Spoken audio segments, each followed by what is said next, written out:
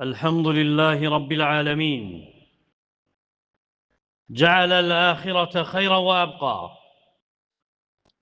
وجعل الدنيا ممرا لا مقرا وابتلى عباده فيها ليعلم الصادق من الكاذب والأمين من الخائن والعفيف من المتهاون وأشهد أن لا إله إلا الله وحده لا شريك له شهادة نرجو بها النجاة يوم لا ينفع مال ولا بنون إلا من أتى الله بقلب سليم وأشهد أن محمدًا عبده ورسوله أصدق الناس حديثا وأعظمهم أمانة وأحسنهم خلقا وأعفهم مطعما اللهم صل وسلم وبارك على سيدنا محمد وعلى آله وصحبه أجمعين أما بعد ثم أوصيكم ونفسي بتقوى الله فإن تقوى الله هي الزاد وما عند الله خير وأبقى. Əziz değerli Müslümanlar, hörmətli qardaşlar, ilk öncə nəfsimə, sonra sizə Allah'tan qorxmamı tövsiyə edirəm. Və təqva azuqədir. Allah yanında olan isə xeyirli və əbədidir. Sonra bilin ki, dünya layiq deyil və dəymir ki, ona görə kimsə dinini satsın. Və dəymir ki, kimsə dünyaya görə ahirətini xəsarətə uğratsın. Lakin əksər insanlar bugün elə yaşayır ki, sanki tək meydan dünyadır. Və elə zənn edir ki, uğur, qələbə o kəssindir ki, kim mala tez satacaq və ya vəzifəyə, şana, şöhrətə, fani həyatın keçici əşyalarına, azuqəsinə tez yetişəcək. Görsən ki, ruzisi əlindən çıxanda kədərlənir. Ondan tez hansısa vəzifəyə çatan üçün təəssüflənir. Həsrət çəkir kimsə onu qabaqlayanda. Dünya ona yox, başqasına meyl etdiyində qəlbi köksü sıxılır, daralır. Lakin Peyğəmbər sallallahu aleyhi və səlləm bizim üçün başqa qapı açıb. Və əlimizə, ovcumuzun içinə elə bir tərəzi, elə bir ölçü, elə bir meyar qoyub ki, o tərəzi pozulmur, səhv göstərmir. Bir ki, əzəmətli bir hədisdə, Arba'un İzə kunna fik fələ aleykə mə fətəkə minəd dünya. 4 şey, 4 xüsusiyyət səndə varsa, dünyadan nə etirsən də sənə zərər etməz. Sonra sadalayır o 4 şeyi. Deyir ki, əmanəti qorumaq, doğru danışmaq, gözəl xislət, yaxşı xüsusiyyət və yeməyində iffətli olmaq. Və Peyğəmbərin bu əzəmətli açdığı qapılara bir baxın, düşünün. Dərk edəcəksən, anlayacaqsan ki, həqiqi zənginlik o deyil ki, əlin dolu olsun və ya cibin, xəzinən dolu olsun. O demək deyil ki, əlin dolu, qəlbin boş olsun. Həqiqi uğur, həqiqi qələbə o demək deyil ki, dünyanı qazanıb, nəfsini xəsarətə uğradasan, özünü itirəsən və məhrumiyyət o deyil ki, malından nəsə itsin, getsin. Məhrumiyyət odur ki, əmanəti itirəsən, sadiqliyi, doğruluğu, əxlaqı, halalı itirəsən və əgər bir gün nəfsin sənə xatırlatsa, desə ki, vəzifə itirmisən və ya mal sənə yox, başqasına gedib və ya dünya bağlayıb qaplarını sənin üzvə, de ki, ona ey nəfsim, lakin əmanət qalıb, doğruluq qalıb, sadiqliyi qalıb, əxlaq qalıb, halallıq qalıb və nə itirmişəm, sadəcə yox olan bir kölgədir.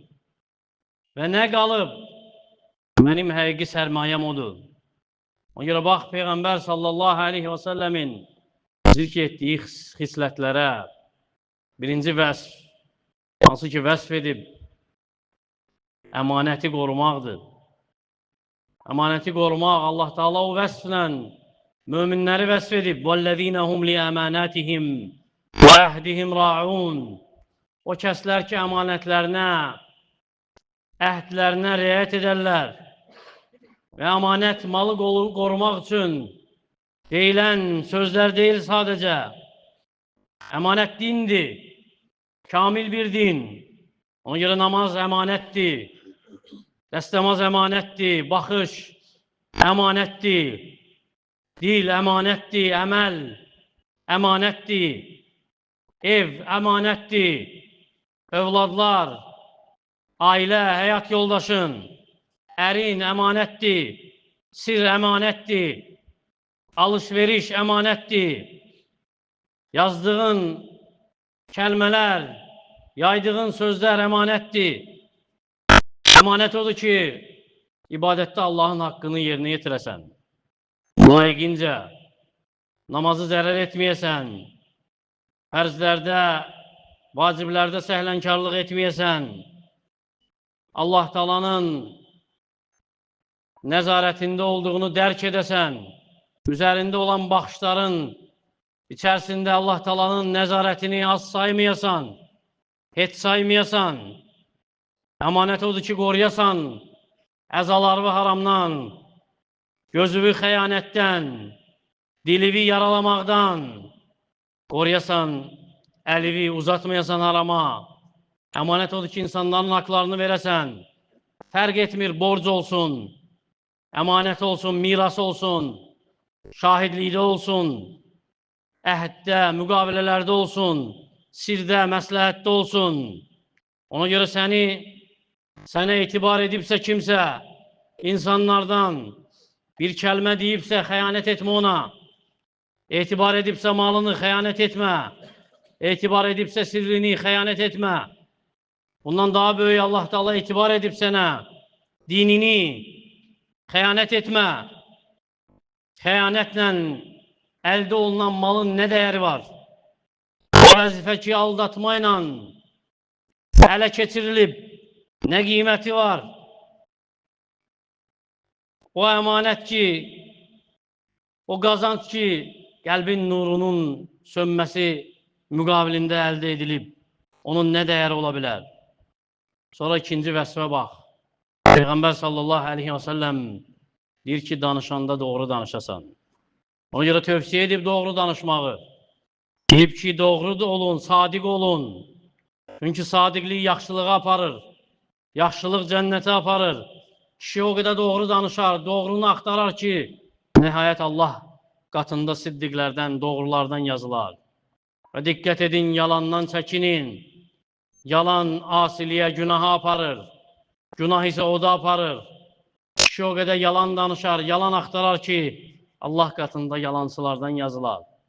Və sadiqlik, doğruluq dilin bəzəyi deyil. Əksinə qəlbin həyatıdır, sadiq rahatdır. Dünyadan nə itirsə belə, lakin yalan danışan qorxu içindədir. Zahirən nəsə əldə etsə də dünyadan. Ona görə deyir Həsən ibn Əliyə, Peyğəmbər sallallahu aleyhi və səlləm babası, deyir ki, səni şübhəyə salan işləri tərk et, səni şübhəyə salmayan işlərlə məşğul ol. Həqiqətən doğruluq, rahatlıqdır, arxayınlıqdır, yalan isə şübhədir, narahatlıqdır. Ona görə dilini məsləhətin üçün marağın bazarında bir mal edib satma, qazanasan deyə yalan danışma, qurtulasan, nicat tapasan deyə yaltaqlanma, batilə don geyirmə, məxluq razı qalsın deyə yalancı şahidlik eləmə. Bir xəbəri eşidəndə onu dəqiqləşdirməmiş nəql etmə. Ola bilsin ki, bir kəlmə Allah onu ilə səni yüksətsin, ola bilsin ki, salsın. Və sadiqlik cənnətə aparan, yalan isə oda aparan yoldur. Sonra üçüncü vəsfə bax. Deyir ki, gözəl xilqət, yəni xüsusiyyət, yəni gözəl əxlaq və vəsf edib öz Peyğəmbərini mədah edərək Allah Taala deyib ki, və innəkə lə'alə xuluqin azim. Sən əzəmətli, böyük bir əxlaq sahibisən. Ona görə əxlaq keçici təbəssüm deyil. Əksinə dindir. Muamələdə, rəftarda, ünsiyyətdə üzə çıxır. İnsanlara əziyyət etməməyin, onlarla mülayim danışmağın, qadir olduqda, güclü olduqda bağışlaya bilməyin, qəzəb alında səbr edə bilməyin. Hamısı əxlaqdandır. Sənə qarşı pislik edənə yaxşılıq etməyin, yüksəldiyində təvəzzükar olmağın, sənə nəsə verildikdə şükür edə bilməyin, təşəkkür edə bilməyin, sənə mane olduqda, məhrum edildikdə səbr edə bilməyin. Hamısı əxlaqdır. Belə bilmə ki, insanlar çox kitab oxuyur, yox. İnsanlar əksinə əxlaqını oxuyur. Elə bilmə ki, mühazirələri dinləyir, muizələrə qulaq asır, yox, əksinə danışdığın sözlərə diqqət edir. Və bəndələr görmür xəlvətdə sənin ibadətini, lakin görürlər insanlarla müamiləvi, evində, ailəndə, işində, bazarda, yolda. Ona görə məsciddə ibadət edib, məsciddən çıxandan sonra dilinlə insanlara əziyyət etmə, əməlinlə əziyyət etmə, uzun namaz qılıb, uzun uzadı ibadət edib, əxlaqını dar etmə, elmivi çoxaldıb, səbrivi azaltma, səbirsiz olma və gözəl əxlaq tərəzidə ən ağır gələndir mömin üçün. Peyğəmbərin şahidliyi ilə deyir ki, qiyamət günü müminin tərəzisində ən ağır gələn gözəl əxlaqdır və həqiqətən Allah Taala kobud, pis söz danışana nifrət edər və soruşuldu ondan insanları ən çox cənnətə nə salır? Dedi ki, Allah qorxusu və gözəl əxlaq. Ona görə axirətdə ucalıq istəyirsənsə əxlaqını düzəlt, insanların sevgisini istəyirsənsə əxlaqını düzəlt, Allahın dininə dəvət edə bilmək, dəvətçi olmaq istəyirsənsə kitabsız, xütbəsiz, əxlaqını düzəlt. Sonra dördüncü vəsfi Peyğəmbər sallallahu aleyhi və səlləm qapı edib sənin üçün. Yeməyində iffətli ol. Mənası odur ki, halalla qidalan, haramla yox. Halalı axtar, haramı axtarma. Əksinə halal tikə, halal loxma, odur nicat, odur qurtuluş. Haram loxmada xeyir yoxdur, əksinə səbəbdir. Qəlbin zülmətə qərq olması üçün, duaların rədd olması üçün, qəbul edilməməsi üçün. Bir ki, elçilərə xitab edərək Rəbbin, Yə əyyuhər rusul, kulu minət-tayyibati və əməlu salihə, inni bimə tə'məlun əlim. Ey elçilər, gözəl olandan yiyin, yəni təmiz olandan, halal olandan yiyin və salih əməl edin. Mən sizin etdiklərinizdən xəbərdaram. Və Peyğəmbər sallallahu aleyhi və səlləm deyir ki, həqiqətən Allah Taala gözəldir, gözəl olanı qəbul edir. Sonra bir kişini xatırlayır, uzun səfərə çıxıb, saçı dağınıq, toz içində, əllərini səmaya uzadıb, deyir ki, ey Rəbb, lakin yeməyi haram, içməyi haram, geyməyi haram, haramdan bəslənib, necə cavab verilsin ona? Ona görə də haram loxma ən təhlükəli olandır. Ola bilsin o kiçik loxmanı qəbul edəsən, yiyəsən, qarnıma daxil edəsən, lakin o qəlbində böyük bir zülmət yarada. Ona görə də tez gələn mala insan sevinməməlidir. Çünki bilmir, öz nəfsi üçün hansı bərəkət qapısını bağlayacaq. Ola bilsin, duanın qəbul olunmasının qabağını alacaq. Çünki halal bərəkətdir. Az olsa belə, haram isə uğursuzluqdur, bədbəxtlikdir. Çox olsa belə və təmiz mal, gözəl qəlb yetişdirir. Pis mal, xəbis mal qəlbi fəsad edir. Onunla yanaşı əməli də fəsad edir. Evi də, ailəni də, övladları da fəsad edir. Ona görə ruzinizi gözəl yoldan tələb edin. Qazancınızı gözəl edin. Yeməyinizi gözəl edin.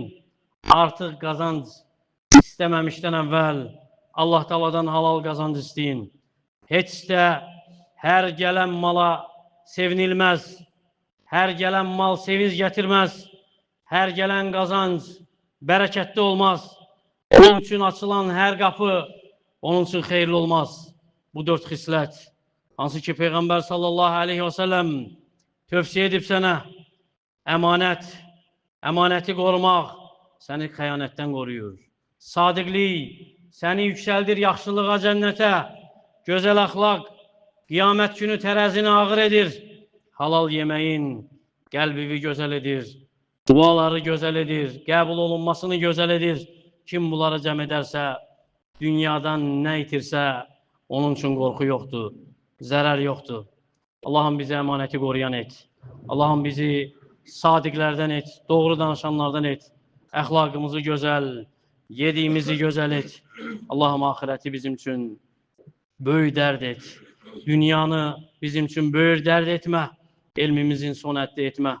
Allahım ölkəmizi, digər müsəlman ölkələrini xətadan, bəladan qoru.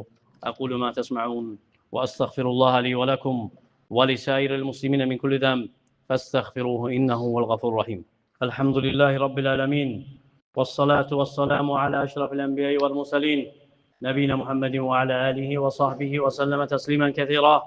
İbadallah, innallaha ya'muru bil-adli vəl-ihsani və itə'i zil qurbə və yenhə anil fəhşai vəl-munkar vəl-bəği يعظكم لعلكم تذكرون فاذكروا الله العظيم يذكركم واشكروه على نعمه يزدكم ولذكر الله أكبر والله يعلم ما تصنعون وأقم الصلاة